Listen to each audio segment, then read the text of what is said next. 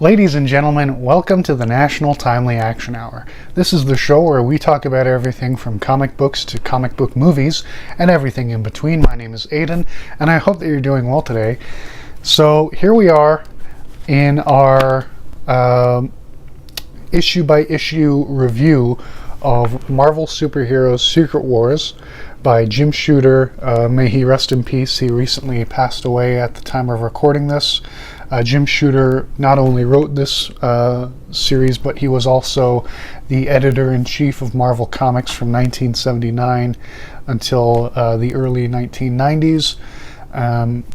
I believe he passed away due to complications with a cancer diagnosis, so my heartfelt condolences to his family members and to his friends. As someone whose grandparents have passed away due to cancer and old age, I know how it feels to lose someone close to you whom you love, and it's very difficult. But he wrote a wonderful story in this, and I almost met him at a convention, actually, last year at the time of recording, 2024's Fan Expo in Toronto. I walked by his booth, and I wanted to meet him, but the line was, not very long, but, there were quite a few people there, and I imagine that it would have cost a lot of money to either get an autograph or buy one of his posters, but, I caught a glimpse of him. He looked fine, but then again, that was last year, and but may he rest in peace. And here we are at the penultimate episode of this series where I review each individual issue of Secret Wars. So this is issue 11 of 12. Here's the cover. So the issue begins not too long after the previous issue's conclusion. Here we have Dr. Doom, who has stolen the powers of both Galactus and the Beyonder, and he has restored his face, and he reveals that to the heroes, and his villainous cohorts are befuddled by this situation and flee for their lives after, a brief conversation, and the Molecule Man getting frustrated that Doom is not immediately crushing the heroes. So after the Molecule Man attempts to attack Doom, Doom shows him all that he has control over. And I like how Iron Man is carrying Mr. Fantastic, who's carrying all the other heroes who can't fly. I like how that's drawn. There are a lot of unintentionally funny moments in this issue. From my perspective, at least, I have, a specific sense of humor.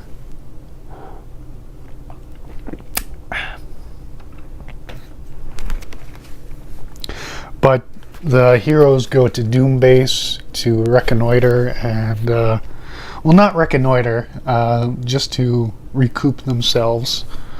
And they recount what happened, and Hulk, as he is wont to do, gets angry. And so part of Denver, Colorado, I don't recall if I mentioned this previously, but part of Denver, Colorado was brought to Battleworld when it was patched together by the Beyonder, and that's how Titania and Volcana got here. Doom brought them here with his teleporter, but then the city where they live was brought here by the Beyonder. But they go to Volcana's apartment building, and she's like, I wish I could offer you all sandwiches, but there's no electricity, and everything's spoiled. No water either. And Molecule Man's like, I can fix that with my powers. And I like how they're all just casually sitting in her living room. And Titania, excuse me, is, wanting to go home, and so is Absorbing Man and the others. But those are the two most vocal of the group. And the citizens who were brought along with Denver are like, what the heck is going on? Coincidentally enough, Spider-Woman is also from Denver, so she's got friends who live in the city who are here. But Colossus is simping over Zaji, and he decides to leave. Meanwhile, the Hulk is, blasted by this energy, causing him to sleepwalk. And Spider-Woman takes notice, and she's like, what's going on here? And Hulk thrashes her after she tries to stop him with her webbing, and then it transfers over to her. And as she is walking here, we see Captain Marvel still stuck in limbo after Doctor Doom used his newfound powers on her. And Captain America had suggested that they all go to sleep so that in the morning they can figure out what's going on. And Cap in his bedroom is like, huh? Because he hears Spider-Woman screaming as she's being hit by light. And, now that Captain Marvel is awake, we learn that Doom had come, set her free, and wrote this message on the wall. You are summoned to the Tower of Doom at dusk tomorrow. And here we see Doom's tower and him and Claw in the throne room.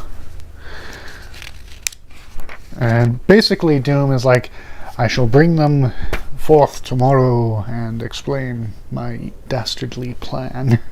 Because I'm a comic book supervillain. That's what I'm going to do. Especially in 1984, or in this case 85, because it's a 12-part series, each issue coming out monthly, so 12 months in a year. This is almost the year mark, so we're in the early stages of 1985, and Colossus, and Doom just lays there like a diva, and Colossus shows up at Zaji's hut, and she's looking sexily there, and he's like, I love you. And Wolverine and Nightcrawler are talking about it. He's like, why is he bailing on us? Because he's a simp. Okay?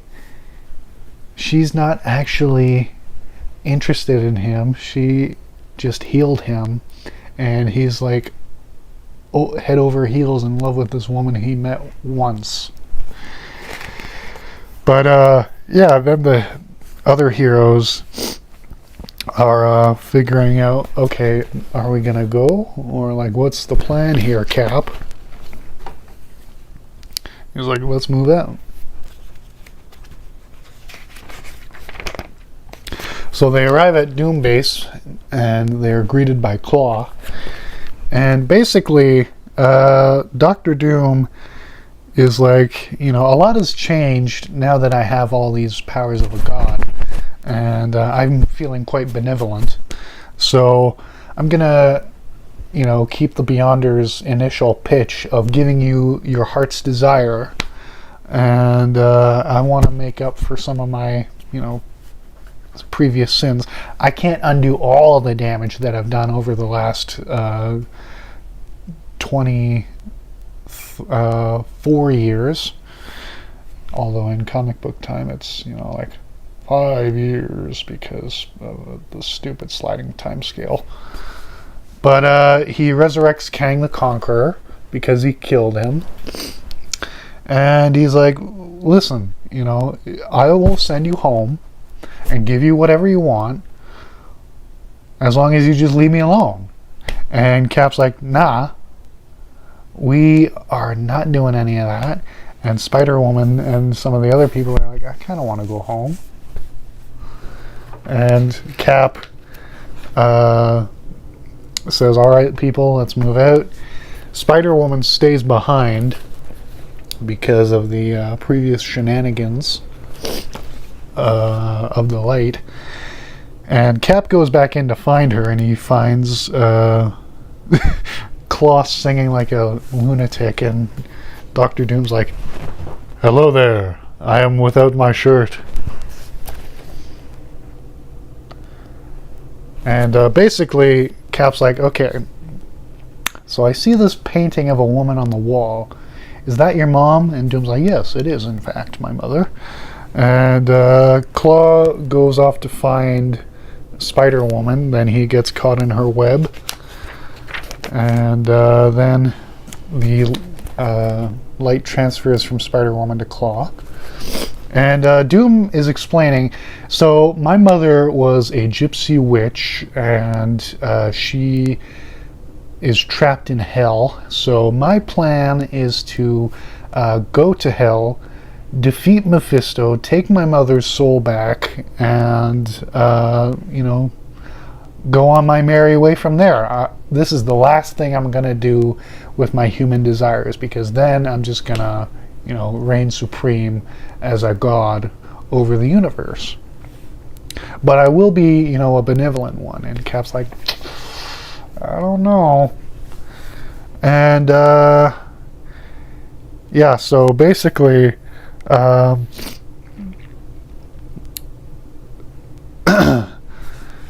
Doom's like, okay, you can go, Cap. You get Spider-Woman, get out of here, and don't come to me ever again, because I'm done with this nonsense. So they leave, and Professor X is like, Colossus, get the fuck back here now! And he caught him mid-thrust, so he's like, oh my god, Professor, why do you do this to me? I'm in the middle of something. He's like, come on, man. He's like, Zaji, I love you, but I must go. And, yeah, since he's cock-blocked, he's gotta go. So, back at the base, they reconvene, and they're like, okay, let's put this to a vote. Do we trust Doom, or do we fight him? And Cap's like, also, it's got to be unanimous. So any of you bitches want to, protest, now's your chance.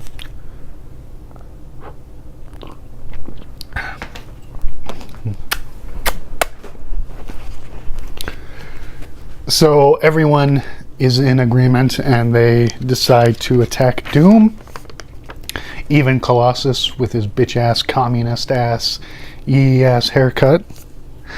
And once they all are in agreement, they get blasted. To be continued.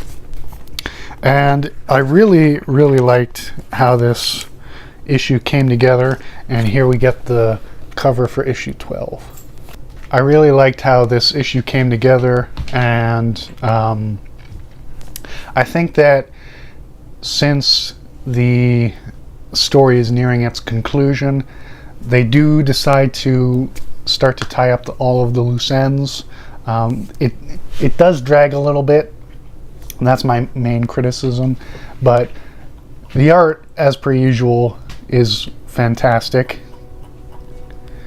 Say that again? The art, as per usual, is fantastic, and the writing is all very tight and well put together. The characters interact in character, and they act the way that they normally would. And yeah, like I said, the only thing that I can really complain about is that it takes a bit too long to get to the ending, but it is a very entertaining. And yeah, so tune in for our final, stay tuned for our final review, and then in the video after that, I'll do a recap and review of the story and my final thoughts, just like I did for Crisis on Infinite Earths, because this series is a companion piece to that, because these two stories came out around the same time, and they're both significant for similar reasons, because they are the end of an era for both publishing companies. And yeah, so thank you so much for watching this episode of the National Timely Action Hour. Once again, my name is Aiden. If you're new to this show and enjoy this type of video, and want to check out more of it, please subscribe to this channel, ring the bell to be notified when I post new videos, and share this with your friends if they're interested in this sort of content. If you enjoyed this video, please consider clicking the like button. If you did not enjoy the video, then I do apologize for that, but you can hit the dislike button. And in the description, I'll leave a link to my podcast, so if you'd like to get my content but are too shy to look at my gorgeous face, then please subscribe there. I post my podcast on Spotify.com as well as YouTube.com, and I'll also leave the links to my social media profiles. I have Facebook, Twitter, Instagram, Discord, and Reddit. So if you are interested in getting updates or sending me a message, please click on any of those links and stay updated on the channel. And you can also find the links to my Patreon page and merch store. So if you'd like to buy a t-shirt or a coffee mug or a long sleeve shirt with my channel's logo on it, go to the merch store. And on patreon.com you get early access to videos. You can also suggest Patreon exclusive you get Patreon exclusive videos, and you can vote on polls for what I do on this channel. For example, there was one where I said, which Doctor Who audiobook do you want me to review, this one or that one? And if you were a patron, you could have voted on that. But you can also get my original writing projects and early access to my episodes of my podcast and Patreon exclusive podcast episodes, etc., etc., etc. Also, you get a credit in the video saying thank you for your support, and you get a personalized video from me saying thank you and expressing how much great gratitude I have towards you. But that is all I have for you today. Also, leave a comment suggesting any future episodes you'd like to see, and you can also suggest you can also just leave me any criticisms in the comments. I read them all, and thank you so much for watching. I sincerely hope that you have a wonderful day. God bless you. Goodbye.